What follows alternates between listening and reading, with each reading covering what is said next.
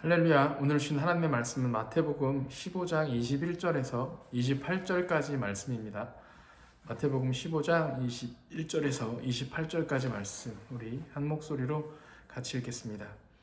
예수께서 거기서 나가사 두로와 시돈 지방으로 들어가시니 가나안 여자 하나가 그 지경에서 나와서 소리질러 이르되 주 다윗의 자손이여 나를 불쌍히 여기소서 내 딸이 흉악하게 귀신 들렸나이다 하되 예수는 한 말씀도 대답하지 아니하시니 제자들이 와서 청하여 말하되 그 여자가 우리 뒤에서 소리를 지르오니 그를 보내소서.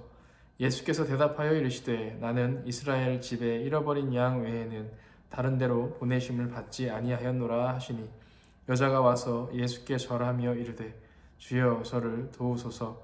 대답하여 이르시되 자녀의 떡을 취하여 개들에게 던짐이 마땅하지 아니하니라. 여자가 이르되 주여 올소이다마는 개들도 제 주인의 상에서 떨어지는 부스러기를 먹나이다 하니 이에 예수께서 대답하여 이르시되 여자여 내 믿음이 크도다 내 소원대로 되리라 하시니 그때로부터 그의 딸이 나으니라. 아멘.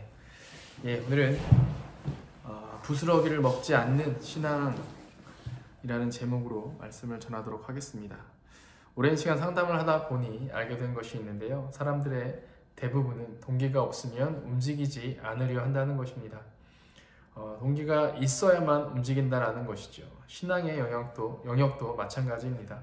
쉽게 예를 들어서 정말로 간절하게 도움이 필요할 때 우리는 우리의 능력으로 그것이 불가능하다고 방법이 없다고 판단하면 그것이 동기가 되어서 하나님을 찾게 되는 것, 그것이 바로 이것과 연결되는 신앙의 내용입니다. 오늘 본문에 등장하는 가나안 여인 역시도 어떤 이 동기가 생겼기 때문에 예수님을 찾아온 것이죠. 사실 이 여인은 이방인으로서 우상을 섬기고 유대의 가치관이 아닌 이방 민족의 가치관으로서 오랜 시간을 살아왔던 사람입니다. 그랬던 그녀가 유대의 신인 하나님 더불어 그 하나님의 아들이라고 불려지는 예수님을 찾아왔다는 것은 사실 엄청난 것을 포기해야 하는 사건입니다.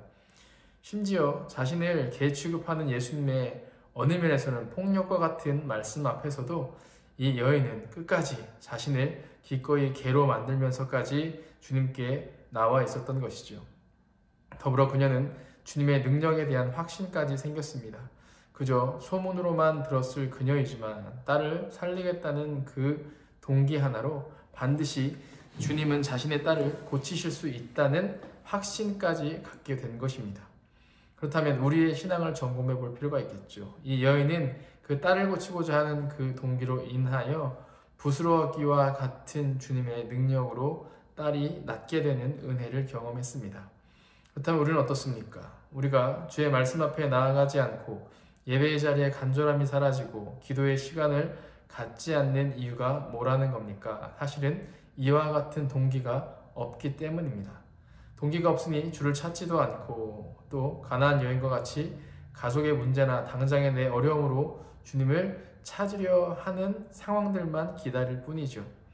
그러니 사실 요즘같이 아무 일 없는 이 시대 속에서 우리가 주를 찾는 것은 사실 큰 동기가 없어 찾지 않게 되는 것과 연결됩니다. 그러나 주님께서는 이 가나안 여인과 같은 그러한 동기에 예수님을 찾는 것을 요구하시는 것이 아님을 우리는 깨달아야 합니다. 오늘 본문 말씀을 보면 이 여인은 주님께서 떨어뜨려주는 부스러기라도 구했던 사람이죠. 그로 인해 그 부스러기와 같은 은혜로 딸의 병이 낫게 되었습니다. 그렇다면 주님께서는 고작 이러한 은혜를 끼치기 위해 이 땅에 오셨을까요? 그렇지 않습니다. 주님께서 오신 그 이유가 우리의 동기가 되어야 함을 말씀하시는 것입니다. 우리는 더 큰 동기를 가져야 합니다. 동기가 없으면 주님을 찾지 않으니 반드시 동기는 필요하죠. 그렇다고 이 가나안 여인과 같이 그저 오늘 하루 혹은 내일 내가 잘됨을 위해서라는 이 동기로 주님을 찾을 때 혹은 어떤 문제가 있어야만 주를 찾는 동기가 될 때 그것은 주님을 제대로 알지 못하는 사람의 혹은 이 가나안 여인과 같은 이런 작은 부스러기만을 요구하는 동기, 또 신앙이 될 수 있다는 것을 우리는 깨달아야 합니다. 주님께서 물론 이 여인의 믿음을 칭찬했으나 우리는 더 큰 동기로 주님을 찾는 은혜, 또 그로 인한 주님의 칭찬을 받아야 함을 믿으시길 소원합니다. 그렇다면 더 큰 동기가 무엇입니까? 그것은 바로 우리를 죽음으로부터 인도하는 죄 사함에 대한 동기입니다. 우리는 끊임없이 죄와 싸워야 합니다. 그리고 이겨야 하죠. 그것을 위해서 우리가 할 수 있는 건 없습니다. 우리의 능력으로 아무리 해보려고 해봤자 실패할 뿐이죠. 그러니 그 동기로 주님을 찾아야 하는 것입니다. 모든 것을 이기실 수 있는 예수 그리스도를 찾아가야 한다는 것이죠. 간절히 그 앞으로 나아가야 합니다. 응답하실 때까지 나아가야 합니다. 끊임없이 우리를 붙잡고 놓지 않는 죄에게서 벗어나기 위해 우리는 주님을 붙잡아야 한다는 것입니다. 그것이 우리를 구원으로 인도하는 동기입니다.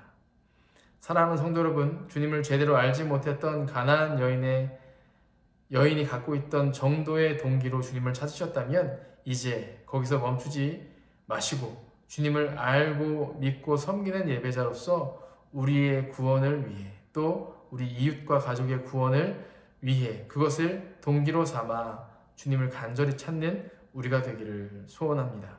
그로 인해 그 동기가 우리를 그리고 우리 가족과 이웃을 결국 주님의 보혈로 구원받게 하는 은혜를 경험하는 저와 우리 성도가 되기를 주님의 이름으로 간절히 축원합니다. 기도하겠습니다. 거룩하신 아버지 하나님 감사합니다. 오늘도 주님의 귀한 은혜로 말씀 전하여 주시고 이 말씀을 통해 우리가 아버지의 뜻을 깨닫게 도와주시니 감사합니다. 우리가 늘 이 가나안 여인 정도로 그 정도의 동기를 가지고 주님을 찾았다면 또 그 동기만 가지고 찾아 결국 주님을 찾지 않고 있는 상황이 되었다면 이제는 더 큰 동기이신 예수 그리스도의 구원을 위해 우리가 그것을 동기 삼아 날마다 주를 찾게 하여 주시고 우리가 주를 찾을 때 주님 우리에게 큰 은혜 허락하여 주셔서 우리의 삶이 또 우리의 가족과 이웃의 삶이 주와 함께하는 삶으로 구원받은 자의 삶으로 살아가도록 함께하여 주시옵소서. 감사드리며 예수 그리스도의 이름으로 간절히 기도합니다. 아멘. 네, 끝까지 온전한 예배 잘 드리시길 바랍니다.